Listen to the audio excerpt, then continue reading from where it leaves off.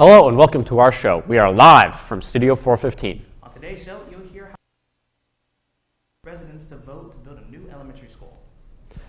You'll see a small portion of the hard work that goes into keeping Carroll clean and looking nice. And you'll get a recap of the CHS prom. All of that and more coming up next.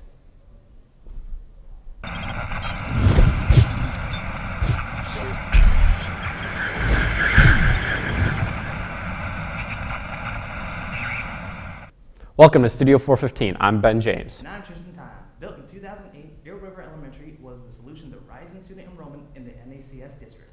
Now in 2018, enrollment numbers are on the rise again, and there's nowhere to put these new students. I had the opportunity to speak with the superintendent on the district's solution of this problem.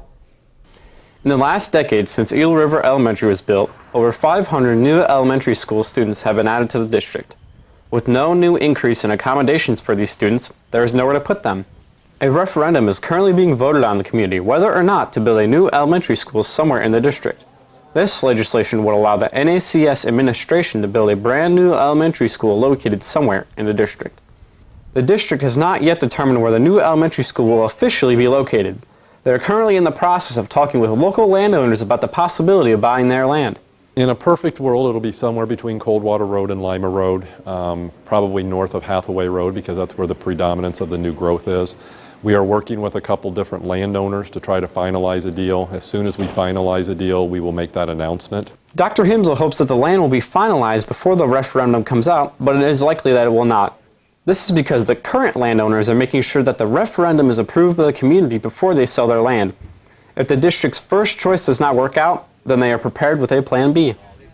If the referendum is approved, a number of current schools in the district will also see improvements to existing structures.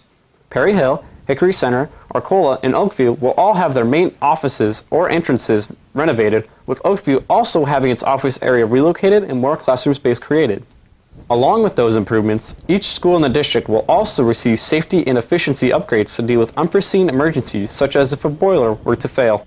Presently, to deal with the problem of an overabundance of students, there are temporary trailer classrooms helping to serve as extra space. No matter if the community votes yes or no on the referendum, there will still be temporary trailer classrooms used. We currently have 2 trailers serving as classrooms at Huntertown. Next year we will have 4.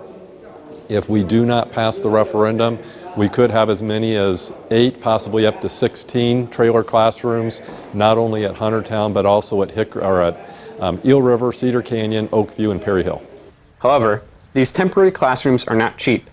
With an upfront cost of almost $100,000, it is easy to see why the district is leaning to a new elementary school instead of more trailer classrooms. These classrooms have no plumbing and only temporary heating and cooling. Not only are they expensive, the funds used to pay for them are also pulled from operational funds, which decreases the district's ability to hire teachers or their ability to fix and maintain current buildings in the district. Opposition to the referendum states that increased property taxes makes living in the Northwest Allen County School District more expensive. However, the district has a plan to deal with the possibility of increased taxes to NACS residents. We are timing this project so that the bonds for Maple Creek Middle School will be paid off at the same time the new bonds for the new school come on board. So therefore, our property tax rate will either be the same or lower than it was in 2017. So there's actually not going to be a tax rate increase. It's possible that it'll even be lower. With a new school comes the need to fill the roles of staff members. This ranges from principals to teachers and also bus drivers to provide transportation to and from school. Even if the referendum is not passed, there is still a large need for these individuals. The issue is whether or not they'll be in a permanent structure or whether or not they'll be in portable classrooms and trailers, but we will have that same need, and it is a need. We do need good people to go into the teaching profession. Many people might wonder how and why the district has decided to build a new elementary school when the option of trailer classrooms would be a quicker and cheaper option. In October of 2017, the district had a demographic study done in the NACS area to determine the number of current enrolled students as well as projected numbers. The study projected that by 2029, the district will have grown by over 900 students across all grade levels. If the district was to keep the current number of schools, then there would be hundreds of students with nowhere to learn and grow. Our school board has taken the tack to make sure that we are not paying for spaces that we are not using. that we are not going to build a school, cross our fingers and hope they show up, but we are going to make sure that they have shown up. And we do have a situation where we've run out of classroom space. The final verdict on the referendum isn't due out until the polls close on the night of May 8th. If you have an opinion on this subject, go out and vote. From Studio 415, I'm Ben James. Most students have chores or tasks that must be completed at their homes in order to keep it clean. But what happens when people are tasked with doing that on a much larger scale? Studio 415 reporter Aubrey Pohorecki joins us live with more. Though the custodians do a lot to keep Carroll clean, not many people know much about what they do to keep our campus beautiful.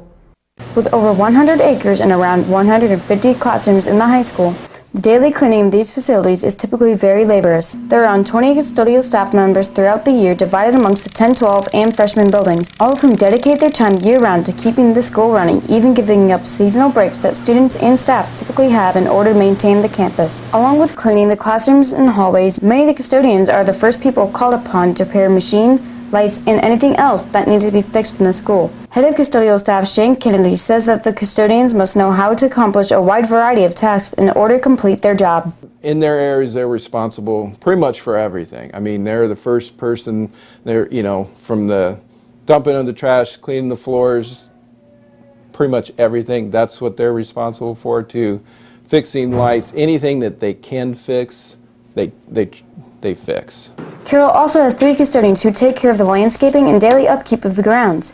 Led by Fred Bucher, these 3 are responsible for the painting of the football and baseball fields, watering and seeding of grass, and planting shrubs and bushes, as well as other various outdoor maintenance projects that may come up. Besides taking care of the grass, plowing snow in the wintertime, my job also is to take care of all the roof units and the air handlers inside. I change all the filters on those. While many students at Carroll see some custodians working during the school day, they may be unaware of the amount of work that goes into keeping the school not only presentable, but running in an orderly fashion. Many of the custodians at Carroll are still in the school long after the 3:30 bell rings, putting in long hours to make all those facilities look presentable. Biggest job I have is painting the football field for football games. I don't think people realize how much time it takes. I paint generally for Friday night games. I paint the field and put hash marks down on Thursday and paint the numbers then on Friday. And with my helper, it takes almost 8 hours for the 2 of us. The work of the custodians often goes unnoticed, so next time you see one, make sure to thank them for their hard work. For Studio 415, I'm Aubrey Pohorecki. Each year, Carroll hosts its annual dance in the spring season known as prom. From the decorations to the theme, prom takes 1 year to schedule. In my story, I had a chance to find out just how much work it takes to create the event. For many students, prom is a party where they can dance the night away and enjoy the end of the school year. Prom is hosted every year during the spring. The event lasts around 3 hours. CHS English teacher Michael Klein is the supervisor in charge of planning prom, along with the help from the junior/senior student council. This year, prom was hosted at the Grand Wayne Center, with tickets increasing to $25 per person compared to last year's $20. Regardless of the price, 978 tickets were sold. Some students may see the price as fair or even unfair. But what they don't realize is that an entire year of planning that it takes to put prom on, we're paying for the Grand Wayne Center, for decorators, for people to set up the decorations. There are so many different costs, plus getting people to work. Many proms have hosted trending themes over the years with some creative decorations. Though many think the theme has everything to do with how the event is decorated, that is not the case. The junior class usually figures all that stuff out because they're the ones that put on prom. And to be quite honest, the theme has absolutely nothing to do with the decorations. It's just something that we can put on the tickets. Much of the music played changed the mood of the night.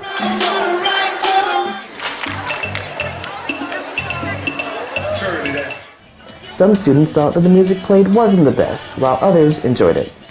My thoughts on music at prom this year, it was okay. It wasn't the greatest, it wasn't bad, but people always say that the music's bad at prom, and I just kind of think that the school's like, yeah, let's just make really bad music. Overall, I hated the music because it sounded like it was like from 2005 playlists. It was pretty bad. That and the stereotypical songs that would get everybody hyped at a party. One huge change that not many students attended was the after prom. This was an event hosted in collaboration with Crazy Pins. Carroll students could play unlimited laser tag, bowling, and arcade games. In the future, it is planned to make a return, even though the school makes no money from it. Prom continues to be a success year after year due to the excellent work of everyone involved. For Studio 415, I'm Tristan Thainon.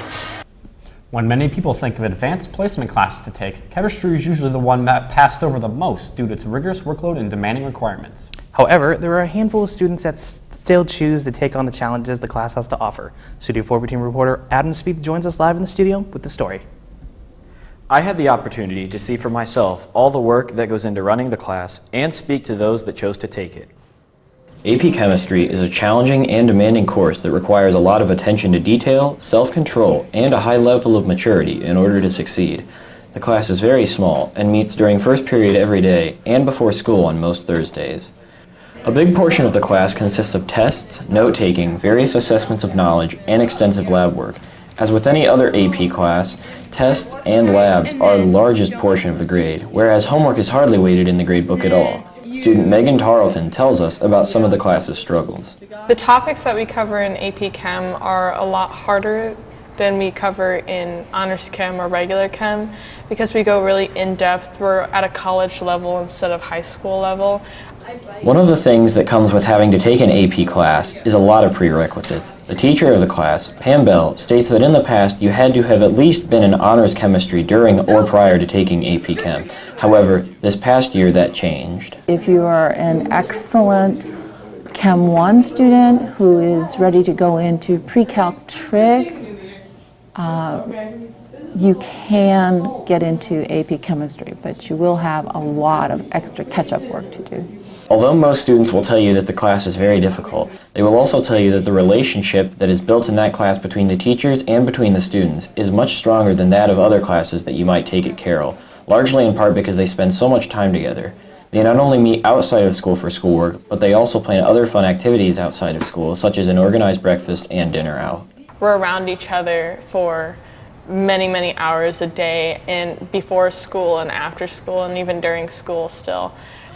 Bell says that even amidst all the hard work required to be successful in the course, one of the hardest parts for most of the students is finding a balance. I think the biggest challenge for the students, I think, is just keeping up with the work, getting their labs done, lab in time, and juggling that with their other classes and extracurriculars. A lot of the students are in band or sports, and so they do manage to do other things besides just AP Chemistry.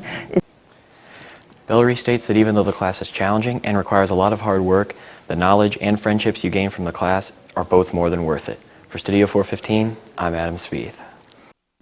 That's all we have today. Thank you for joining us for our live show today. Studio 415 will be live every Wednesday for the rest of the year. For all of us here at Studio 415, have a great week, Carroll.